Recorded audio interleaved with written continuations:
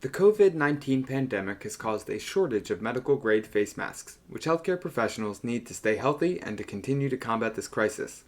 Many people have started to make their own masks to supplement the needs of our healthcare professionals and for personal use. Whether you're making a mask for yourself or for others, cotton is the ideal material to use during the shortage of medical-grade supplies. And here's why. Face masks work to protect you from others and to protect others from you. Even people who do not show any sign of being sick might be able to spread the virus, so it's safest for everyone to wear a mask anytime you go out in public or have to interact closely with another person. Homemade masks are less effective at protecting yourself than surgical or N95 masks, but they still largely reduce your ability to spread COVID-19 and other pathogens, mostly by catching small water droplets before they can reach other people. Face masks that are too thick will make it difficult to breathe.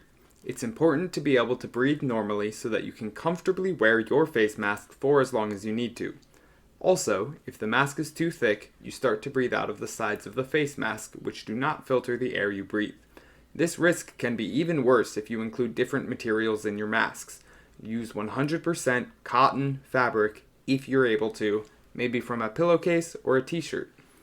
Check the links in the description if you'd like to learn how to make masks yourself, and remember to stay safe and, if possible, stay home.